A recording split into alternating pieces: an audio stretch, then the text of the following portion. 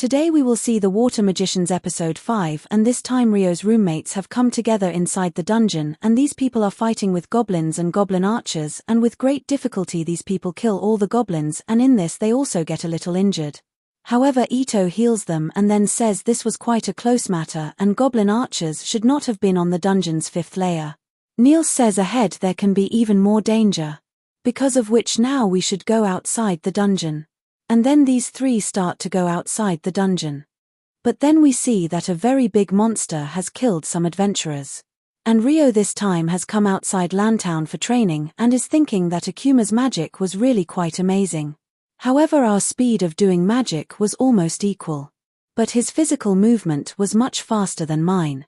Because of which I also will have to work on my speed, and to increase her speed she surely was using wind magic, because of which I also will have to find some way, and by using water magic I will have to increase my speed. And Rio then thinks about this for a little while, and then an idea comes in Rio's mind, and Rio quickly makes the ground ice and with many water jets tries to increase his speed, but in this attempt Rio badly fails, after which Rio leaves for library to find out about Akuma and alchemy, and then we see that inside library Lin is trying to find out about Rio's magic. But Lin does not get anything special here. And Lin says Abel had told me that Rio can create quite big ice cubes in the air. But despite me finding everywhere I did not get such any information. Because of which it can be that Rio is using original spells. And except Rio only the Inferno magician can do that. And then here comes Sarah. And Lin says Sarah, it feels quite good seeing you. Sarah says Lin, it happens very less that when you meet me inside library. Lin says I was searching about something here but I did not get that. And by the way, you had gone outside Lantown to Royal Capital for a quest, right? And today after many days you have come back. Sarah says yes, I have come back today only. And then right now inside Guild Rio's classmates tell Nina that they had faced goblin archers inside dungeon's 5th layer. And these people show Nina goblin archers' magic stones. And after seeing the magic stones Nina becomes sure that these people had faced goblin archers. Because of which Nina quickly reaches Guild Master Hugh Maglas and tells Hugh Maglas about goblin archers on dungeon's 5th layer and then shows goblin archers' magic stones. After which Hugh Maglas becomes quite tense and says to Nina, Nina, this time how many B rank parties are inside town? Nina says Crimson Sword and White Brigade are inside town. Hugh Maglas says Nina, you summon Crimson Sword and White Brigade here, and after they're coming here only I will tell them my offer. Then scene shifts and now here members of Crimson Sword and White Brigades have come, and Hugh Maglas says by talking to Nina, you people must have already come to know that goblin archers have been seen on dungeon's 5th layer. Abel says how sure are you regarding this information? Hugh Maglas says 100% because those adventurers who had faced goblin archers, they people had brought goblin archers' magic stones here.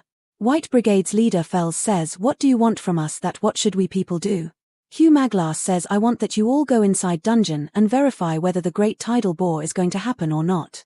Because when monsters' number increases a lot then Great Tidal Bore happens and monsters start coming outside dungeon, and last time the Great Tidal Bore happened 10 years ago, which means that flood of monsters can come inside our city anytime, and 100 gold coins I am giving you in advance, and rest friends you will get after work is finished.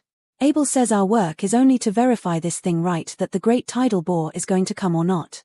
Hugh Maglas says yes, I want to know that how many chances are of its coming. Fells asks, but if it gets confirmed that the Great Tidal Bore is surely going to come, then what will happen? Hugh Maglas tells if that happens then regional knights and guild here will do operation together, and about this I already have informed Lord. And do you people accept this quest? And then these both parties accept this quest. And then next morning Rio tells his classmates that he is going to Northside Library because that is more advanced than Southside Library. Ito says to go inside Northside Library you must be at least D rank adventurer. Because of which you can go inside it, Rio. Amorn says I have heard that inside it forbidden texts also exist. Hearing this Rio becomes quite excited. But Ito tells but to read them you must be at least B rank adventurer. And then Rio leaves for library, and after reaching library Rio needs books of Akuma and alchemy. But Rio's main interest this time is Akuma.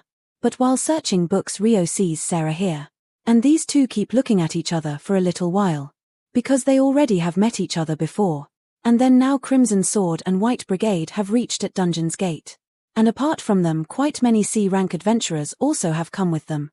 And when Hugh Maglas is just about to open Dungeon's Gate. Then Abel stops Hugh Maglas and says don't know why. But I feel that something bad is going to happen. And then Abel tells Lynn to use wind magic to scan dungeon's first layer. And then Lynn casts her magic spell. After which quite many winds go inside dungeon. And after they're going inside, Lynn finds out that on dungeon's first layer there are goblins in hundreds. And after knowing this thing, all people understand that the great tidal bore is going to come. And Hugh Maglas quickly tells everyone to take their position and tells to inform knights. And right now inside guild low-ranking adventurers read notice that dungeon is closed for some time. And then here comes one adventurer and tells them about tidal bore and tells that they have been urgently summoned. After which all these people leave towards dungeon. And this time inside library Rio is talking with Sarah and Sarah tells Rio her name and then Rio also tells Sarah about himself and also tells that he is an adventurer. Sarah says, when I had seen you first time I had understood that time only that you will be an adventurer, and by the way, what are you searching inside library? Rio hides about Akuma from Sarah and says, I want to know about alchemy and create a golem. Hearing this, Sarah becomes surprised and says, you want to create a golem and truly your intentions are quite big, and in this section there is nothing about golem craft, therefore you come with me and I will show you books of your work. And then while walking these two talk and Sarah tells Rio that she also is an adventurer and her party's name is Wind, and on other side on the walls around dungeon adventurers are standing ready for attack, and apart from this all gates have been closed so that monsters do not enter inside town, and suddenly dungeon's door breaks and quite many goblins and goblin archers come outside, and then from above continuously adventurers with arrows and long-range magic attack goblins, due to which these people continuously keep killing goblins. However, goblin archers also counter-attack. Because of which some adventurers get injured, and then after little while here also come knights and they also attack goblins with arrows, and their fight with goblins continues for quite long time, and fighting adventurers also become quite tired, and when their supply finishes then low-ranking adventurers do work of completing supply, and now while fighting it has become morning to evening for them and they have killed almost all low-level goblins. Because of which Crimson Sword and White Brigade come down from walls and start killing remaining goblins. Because they know that after little while here will come Goblin General. And they know this very well, that one Goblin General can easily break walls and go inside town. And then after little while here comes not one but 3 Goblin Generals. And seeing this, these people understand that after them also a Goblin King will come to fight with them. Because of which now Abel says, me and Fells will fight with one Goblin General and you two fight with 1 Goblin General, and before Goblin King comes we will have to kill these 2, and then these people start fighting with Goblin Generals and continuously overpower them, and then suddenly Abel notices because from inside dungeon one attack is going to come on them, and Abel tells everyone to dodge, and then suddenly from inside dungeon comes out a very powerful wind attack and all people dodge it, but Warren blocks this attack because Lynn is casting one magic spell. However, from this wind attack also 3 Goblin Generals die. And then in front of them comes Goblin King, and this is much bigger in size than all others. And then Abel and Fells together start fighting with Goblin King. And Abel, seeing chance, uses his skill and stabs his sword into Goblin King's chest. Fells says even with this attack it did not die. Abel says, I was not expecting its death even with this attack, and Lynn, now it's your turn. After Lynn's quite long magic spell casting, now Lynn's magic attack has become ready. And using her wind magic, Lynn does an attack called Bullet Rain, and from this attack, due to continuous hits, many holes get created in Goblin King's body and it dies, and with its death the great tidal bore also ends. And seeing this, all adventurers become quite happy. And Fells says, now I understood that why Lynn was preparing her attack since so long. Abel says Bullet Rain is quite a powerful spell. But to do this it takes quite much time, and you can call this our secret weapon also.